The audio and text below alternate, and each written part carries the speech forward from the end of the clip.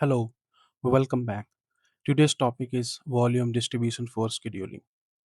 If you are visiting to my channel very first time or have not subscribed my channel, please subscribe my channel and hit the bell icon to get the video notification. So let's understand this. There are many ways to distribute the call volume in contact center. We will discuss one by one. So in today's video, we will understand simplest way to distribute your call volume. We will also discuss its use case, advantage, and disadvantage in this video. So let's start and understand this step by step. So this is the call volume data we have. This is hypothetical numbers, and I created this data set.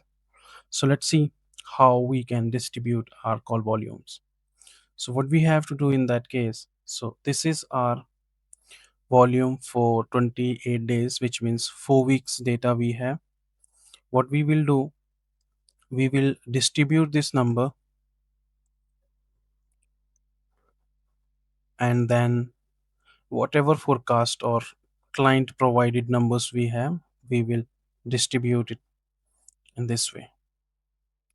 So let's do it step by step. So I'm going to use the same data to generate the volume distribution. So I'm going to use the same hours there. So let's suppose if you have 4 weeks data and client says that X number you have to distribute for your future uh, period. So how you can do that? So what we are going to do here, we will distribute the data day by day. Okay, so let's suppose our day one, Monday, our total volume was 2412. So against this 2412, what is the distribution that every interval has? So how we can do that? So to do this, what I'm gonna do, I will divide 9 m interval volume to the total. So which means the amount of volume we have, 2412. 9 am interval has weightage about 1.78%. So let's see how we are going to do this. I did the same calculation, I drag it until we have the data, right? So this is the interval wise weightage we have. Now I will see what is the total distribution day by day. So what we are going to do, a total volume for day one divided by total volume for 28 days. I will log this cell. So which means our total volume was 46,204. So day one has weightage about 5.22%. So 5.22% volume handled on day one, right? So this is how we can distribute our volume. Once we distribute our volume, how we can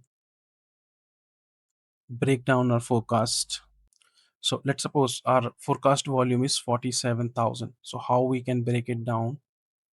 Let's break it down for a day label. 47,000. Let's log this cell and multiply by the weightage we have. Let me do this.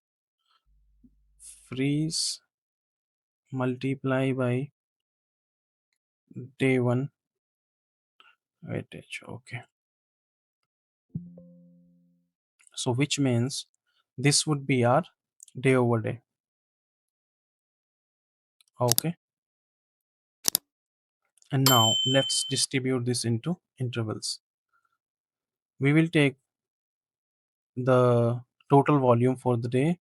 I will log it twice and I will multiply this with the the percentage that 9 a.m. interval has. So now let me drag this. So if you see 47,000, we have broke it down to a day level and then interval level. So let's see. Our total is matching, right?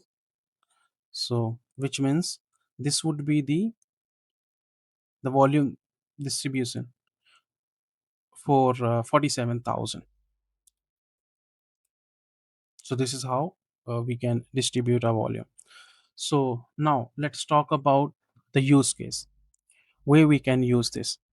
So while we do scheduling, right? Client provide us a volume for a month and then we do scheduling so that we can generate roster for agents to work there, right? So in that case, we have to go with this. Now let's talk about the advantage. What is the advantage for this approach or for this way? So first of all, this is a simple to distribute, easy in calculation, and gives us same weightage what we have seen in the past, right? So these are the advantage. And if we talk about disadvantages, so this is not recommended. This approach, this way is not recommended because this gives us same weightage. If there was any issue on any specific date, it's going to give us the same weightage or the same amount of volume based on the distribution. So let's understand this with an example. Let's suppose there was some issue on a specific date. That could be any outage or IBR down or any technical glitch or anything that impacted our call volume and we were not able to handle calls as usual. In that case, it will give us the wrong prediction based on the actual. So let's understand this. So let's suppose there was some issue or maybe there was some technical issue because of that second day, which is Tuesday. We were only able to handle 15 calls due to some XYZ reason. Let me make it with different color. Okay, so this 15, right? And if I have to distribute my volume forecast with this approach, so it's going to give us the same amount of volume there, which means that's the reason the approach is not recommended. But we should know how we can distribute. So this is all about this video. We will continue learning the next approach, the other ways to break down your forecast. So this is all about. Thank you for watching. If you like this video, feel that video is informative and helpful, you can leave a comment. You can like, share it with your friends. If you have not subscribed the channel, please do it. Thank you so much.